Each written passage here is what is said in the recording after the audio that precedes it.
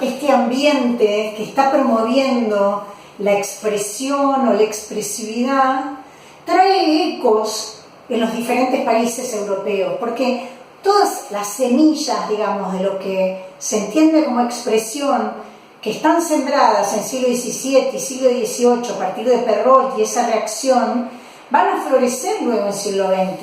Es decir, esto es como una bola que se echó a rodar y de golpe en siglo XX florece como percepción sentimental, como todo lo que va a traer aparejado la idea de crear y de inventar. Entonces, hay todo un contexto en el que empiezan a tomar cierto protagonismo lo que se entiende por sensibilidad, que estábamos hablando hace un rato. Hay un auge de las teorías de la sensibilidad.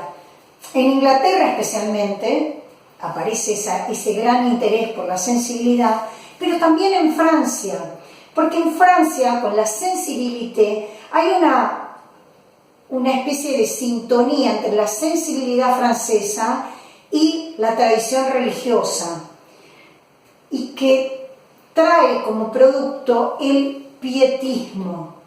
Pietismo, lo voy a anotar como acá al costado. El pietismo en Francia tiene relación con ese interés por la sensibilidad. Muy arraigada, bueno, en Francia tiene efectos, pero el pietismo es alemán,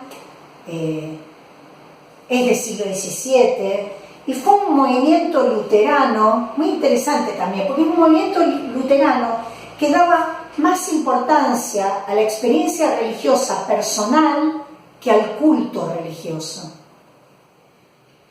Y en definitiva se trataba de una reunión de laicos que justamente se congregaban para estudiar las Sagradas Escrituras, pero no eran amigos del dogma, eran contrarios al dogma, eran contrarios a toda institución eclesiástica, con lo cual, fíjense, es el trabajo de la sensibilidad en relación a lo religioso, pero sin dogmas, sin instituciones eclesiásticas.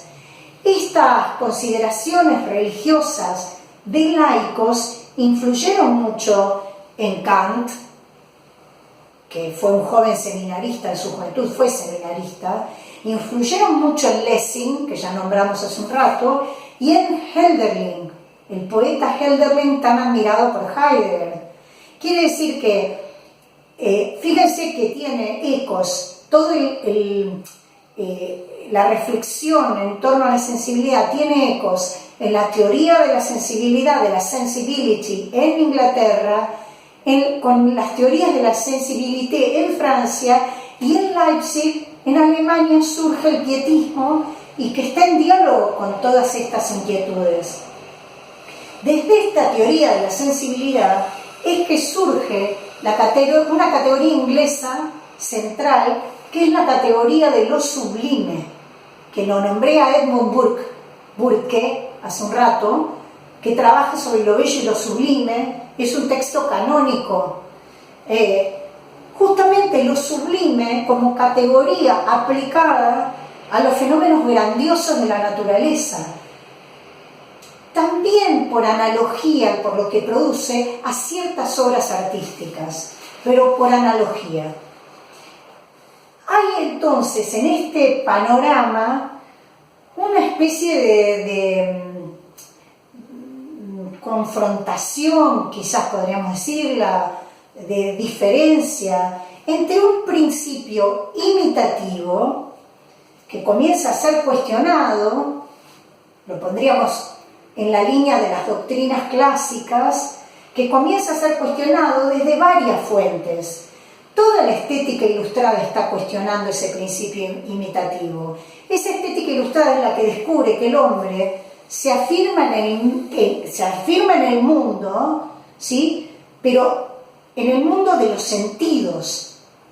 Es esa afirmación que está distinguiendo también que la pintura y la poesía no representan de igual manera el mismo objeto. Quiere decir que está viendo las distintas maneras de manifestación de las distintas expresiones artísticas, no las engloba todas, sino que está viendo la especificidad de cada una de ellas.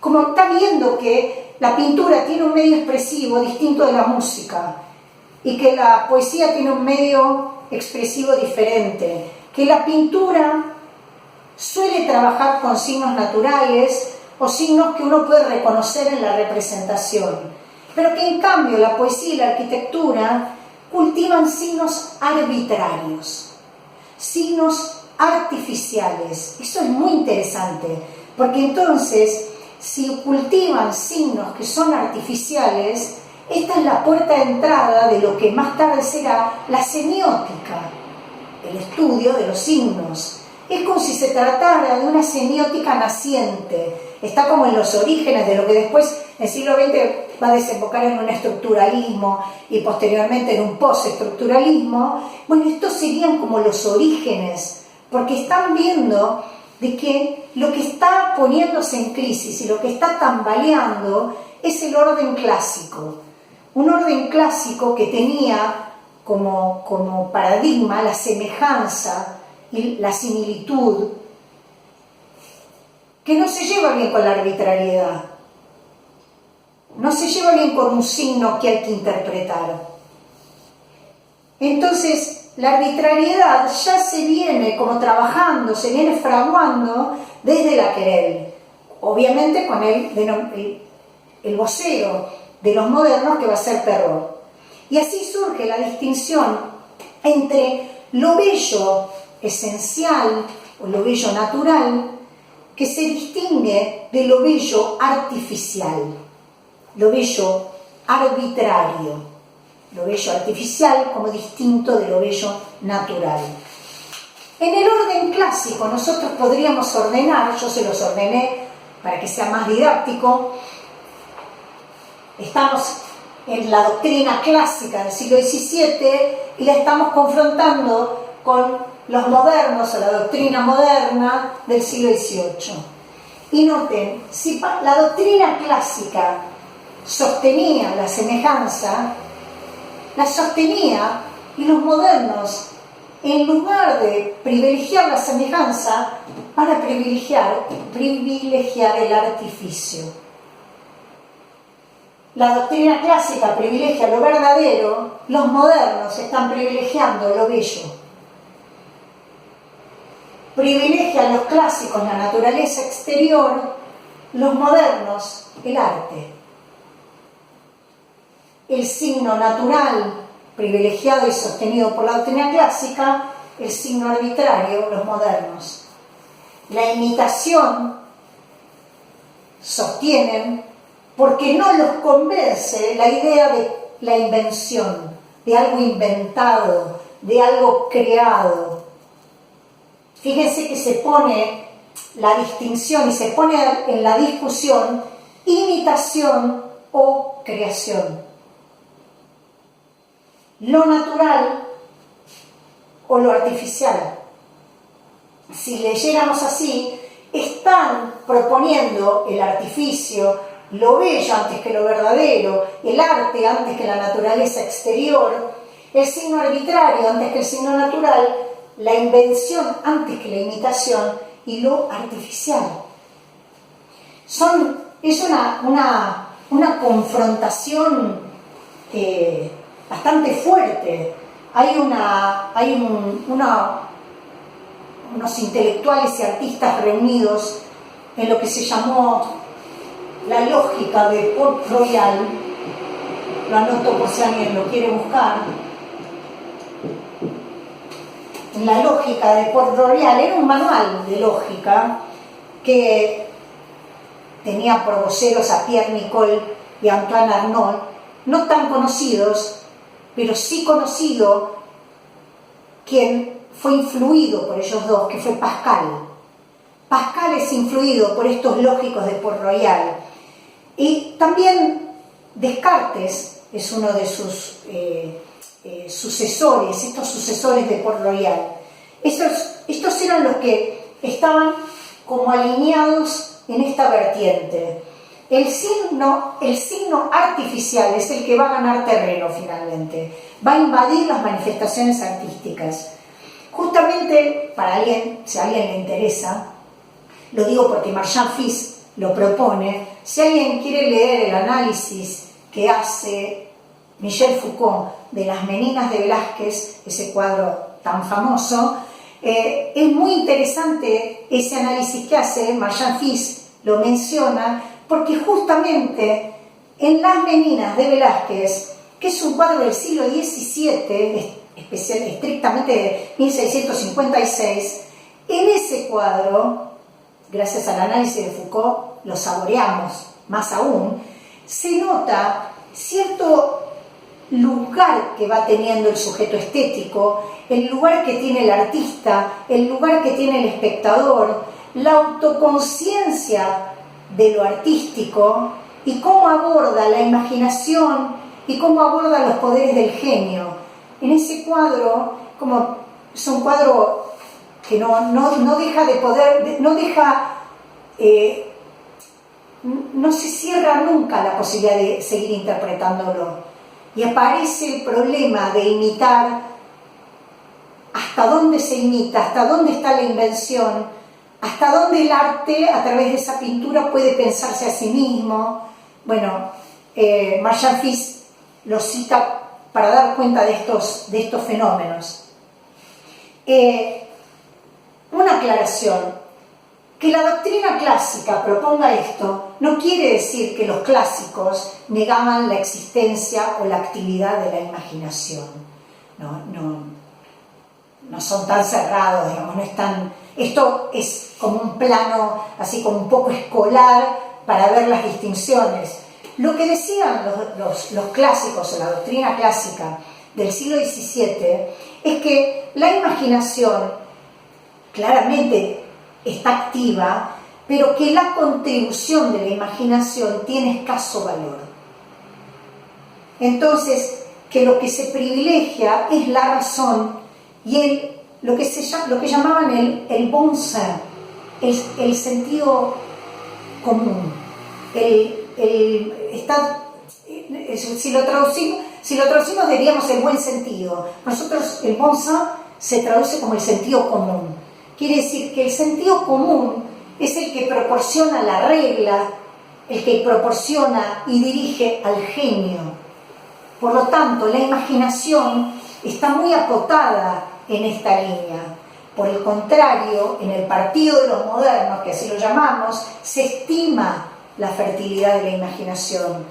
Se atribuye a la imaginación un papel decisivo, ¿no? No quiere decir que se pierde la racionalidad, sino que lo que empieza a surgir son nuevas categorías. Por ejemplo, surge la categoría de lo pintoresco. Lo pintoresco, de alguna manera, cristaliza dos líneas: la pintura paisajística y la arquitectura de jardines. Pintura paisajística y arquitectura de jardines conforman lo que se llama lo pintoresco. La imaginación para los modernos va a ser una fuerza formadora, configuradora, y se va a reivindicar la fantasía, se va a reivindicar lo maravilloso, lo nuevo, la metáfora poética, ¿sí? Milton, el poeta Milton es de esta época. Los poderes de la imaginación son los que han influido en la creación de los petits cabinets. Si lo quieren buscar, búsquenlo como gabinetes de curiosidades. También en los boudoirs o en los grotos. Los grotos son grutas que se usaban para rituales religiosos. Fíjense que en los tres casos son lugares donde se guardan tesoros, donde se resguarda, se protege algo que es muy valioso. Es esta época promueve petit cabinet, boudoir y grotos. Hay una defensa de la imaginación que está de la mano de la defensa de la figura del genio, que luego con Kant nosotros vamos a ver. El genio es el protagonista de la interiorización de la autonomía del sujeto ilustrado. El genio es la figura de la ilustración, ¿sí? Otras cuestiones que aparecen a partir de este valor que se le da a la fantasía, a lo maravilloso de la imaginación, son, por ejemplo, las ruinas artificiales. Busquen, son muy interesantes, cómo se fabrican construcciones para jardines, por ejemplo, de obeliscos o de arcos de triunfo, pero un poco rotos, deteriorados, justamente como ruinas, y en los alrededores jardines. Pero es una ruina que está fabricada y construida como ruina, así deteriorada. Es decir, es esta época que se sabe que es artificial esa ruina. Claramente no va a haber un panteón en el jardín de un particular, pero está como en miniatura, está en otro tamaño, está en escala y está deteriorado. Y eso hace a la belleza de los jardines, por eso estaba la idea de lo pintoresco, en ese sentido. Aparecen estas especies de fantasías arquitectónicas que son los caprichos. Busquen los caprichos como género artístico, porque son fantasías arquitectónicas, son elementos reales y con fantasías que están imbricadas. Por ejemplo, cárceles imaginarias, por ejemplo, vestigios arqueológicos, pero que no están en ningún lado, no ha sucedido tampoco. También panoramas de ruinas, el arco de Tito destruido. Los caprichos tienen producciones con mucho detalle y muy hermosas también, muy hermosas. Son todos vehículos metafóricos de la imaginación. También está sostenido un cierto paradigma de la decadencia. Hay como una valoración de la decadencia y que tiene que ver con esas ruinas clásicas como embellecidas. Hay como ciertos sentimientos elegíacos, como que rinden homenaje, pero muestran que son ruinas. Por eso también aparecen el gusto por la antigüedad, lo que se llama el Gothic mood, el modo gótico, ¿sí? La arquitectura gótica, el modo gótico, toda la arquitectura gótica que es de 1740, las ruinas neogóticas también. Pueden buscar el edificio de Strawberry Hills, ese edificio que tiene como un aire de otra época, ¿sí? Es la ruina artificial de Walpole. Van a ver cómo hay como cierta visita de lo clásico en esas construcciones. Y también la moda Palladio. ¿No la puse? No. La moda Palladio. Ah, sí, acá está.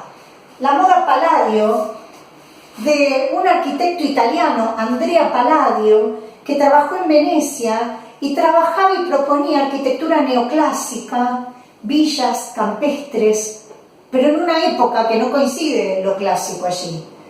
En este contexto se pone de moda toda la moda japonesa y la moda china.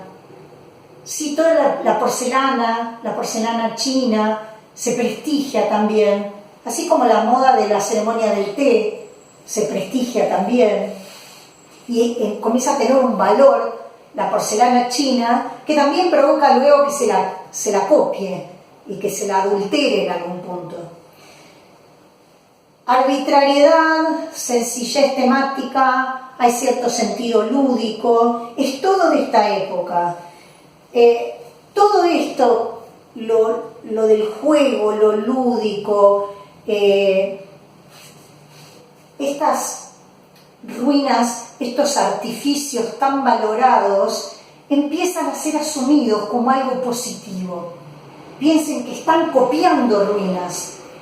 La doctrina clásica no valora esas copias, acá se está valorando esa copia y esta asunción como algo positivo de este artificio está en consonancia con el prestigio que cobra en esta época todo lo que tiene que ver con la invención.